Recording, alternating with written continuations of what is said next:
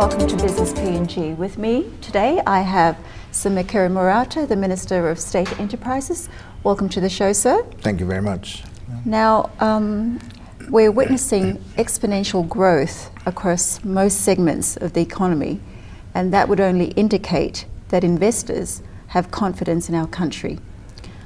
Having said that though, conducting business in Papua New Guinea and encouraging future business investments is never without its ongoing challenges. One of these challenges is the issue of the law and order situation that we encounter in Papua New Guinea.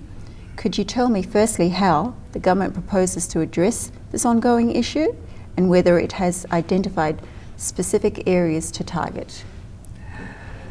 Economic growth in PNG is at a level unprecedented. The driver of that growth is LNG and the multiplier effects, the effects that are generated by the two other sectors. Yeah, true. Apart from law and order, there are other problems. One that comes to mind now is the infrastructure. Take Highlands Highway, so important, from Leh to the Highlands, it's hardly working. So we have to do that. Law and order is particularly slippery problem, and we do recognize that it is a problem and it's an impediment to many of our. The problem is really, where do we begin? Where do we begin to tackle the problem that flows into all other sectors? Maybe where we might begin is to ensure that our laws are enforced, and that means resourcing properly the agencies that are charged legally and given the responsibility of enforcing laws. But that's just fighting the symptoms. Why there's a law and order problem?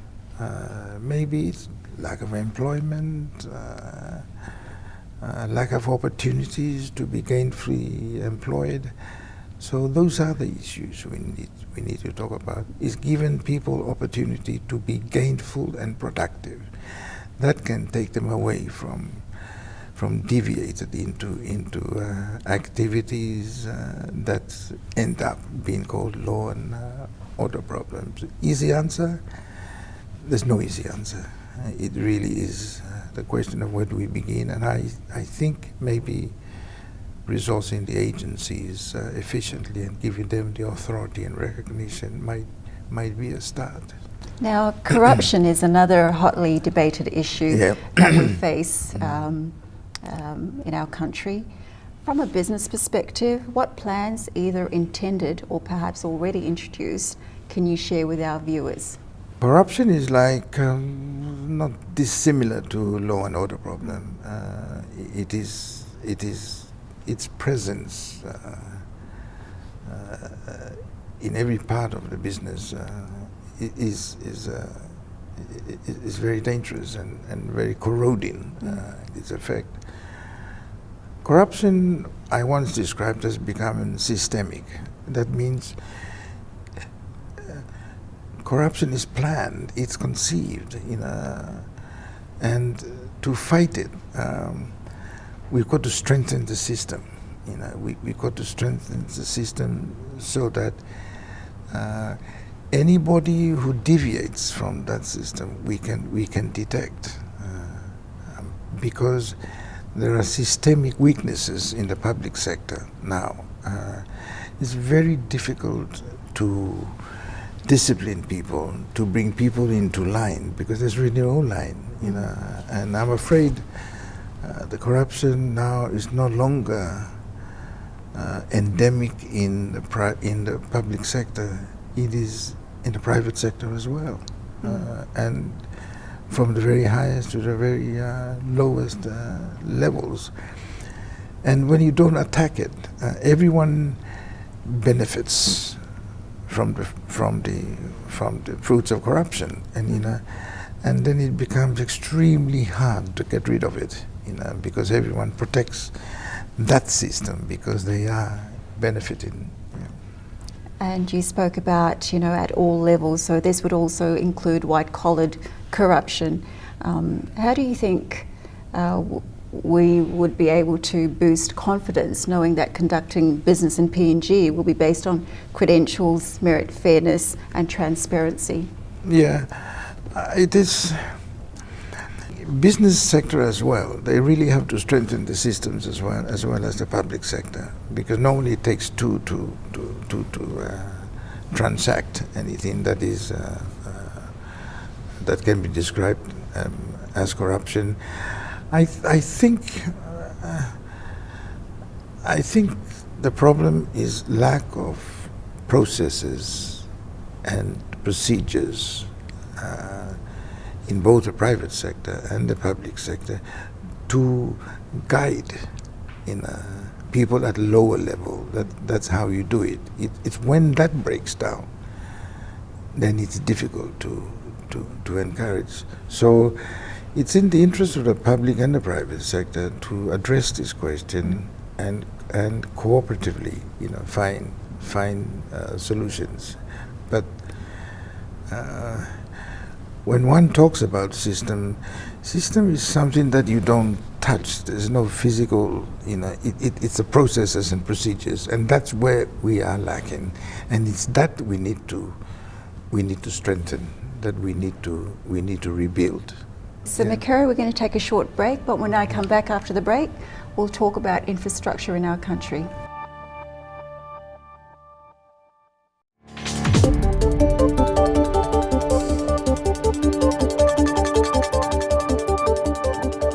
Welcome back, viewers. You're watching Business PNG, and with me I have Sir Mekere Morauta, the Minister for State Enterprises. Thank you, sir. Now, we spoke about, also touch briefly on infrastructure. How does the government intend to improve our deteriorating and poorly constructed road networks, seaports and airports? Also, what key initiatives do you propose to show that the government is committed to improving infrastructure across our country? Infrastructure, transport system, air, sea and the land is really the biggest obstacle we are facing. Our biggest problem is lack of maintenance, regular, proper maintenance of those infrastructure. We seem to build new ones and then we neglect them. Even smaller roads in Port Moresby, you can see. Obviously, we need to do something different. Funding them through budgets year after year, like we've done, it's not working. We've got to set up something. In establishing the Sovereign Wealth Fund, I introduced a concept where some of the funds flowing from oil and gas are directed to the maintenance of major infrastructure. That is now being considered, and that's the way we can do it. We've got to put monies outside the government system, and try and attract Australia, New Zealand, Japan to put their funds in together with ours, and then give out long-term contracts, 10-year contracts to foreign companies or local companies to maintain Highlands Highway. Not this 1 year stop, 1 year start, 1 year stop, and that's the problem. Highland Highway, for instance, has to be maintained every year, And if you set up a fund dedicated to that and give long-term contracts, I think we might solve that problem. We've got to think outside what we're doing now, because what we're doing now is not producing the results that we need. The outcome. And the outcomes that we like to think. So development also requires investing in the skill sets and the knowledge of our people. More and more business opportunities are becoming available. However, unemployment still remains high in our country. What initiatives do you propose for those currently unemployed to provide them future employment and to create prosperity for everyone, both businesses and individuals? Yeah. The first thing is to train our people, to educate them properly. Because once one is not educated, it's a bit difficult to train them to do anything. So education, access to everybody. I also think that maybe more should be done in the vocational area, technical schools, because that's where the skills would come from, where people can be self-employed more. We're in a situation where,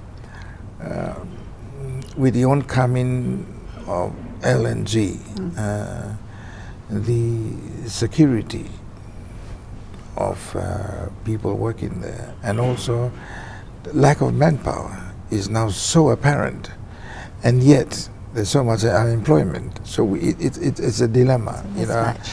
Yeah, it doesn't match. We do have a problem. We need to train our people. We need to education our people. We need to technical colleges. You know, there's no short solution. We've got to spend money to ensure there is sustainability in the growth of our economy. Yeah.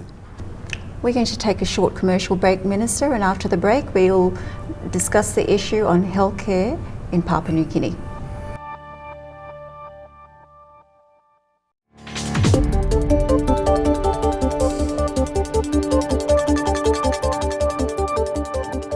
Welcome back to Business PNG, and I'm with Mekere Morauta, the Minister for State Enterprises. Now, before the program, we said that we'll touch a bit on the healthcare system in our country and also the skill sets of our people that ensure that the services and delivery, especially in health and in our hospitals, are being delivered across the country.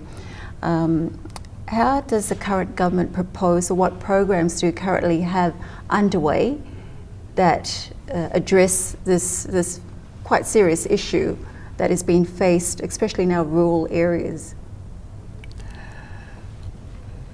My reading is that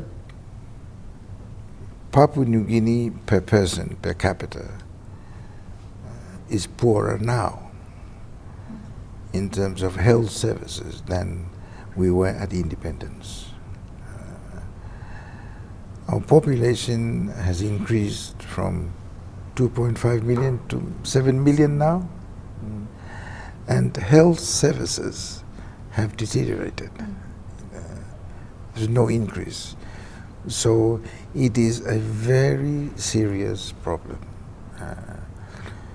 Small healthcare centers in provinces and districts do not have medicine, do not have nurses, do not have a medical boy. You know, when one takes malaria, there's no tablets. If you're scratched, there are no bandages.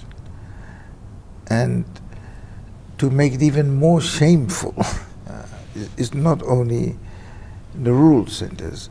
Port Moresby General Hospital, you run out of basic necessities, you know, that are taken for granted in many places. It is a very serious problem, very, very serious indeed. Now, how do we address it? How do we address this? You know, we stop training nurses. We stop building hospitals, and part of the problem is that smaller hospitals are decentralized functions. You know, the power and funds are transferred to provinces, and most provinces have no respect whether money is transferred are tied to hospitals. They do it, they spend it anywhere, you know. So that is the problem. I'm glad you asked the question. I think we just have to spend a lot more money in maintaining hospitals. But the problem is very serious. Recently, you've learned about corruption in the Department of Health. And our problem now is not money. It's just what you do with the money efficiently. And the root of the problem is health department and provincial governments. If they're given the resources, and if they're not spending on those, we have a big, very big problem.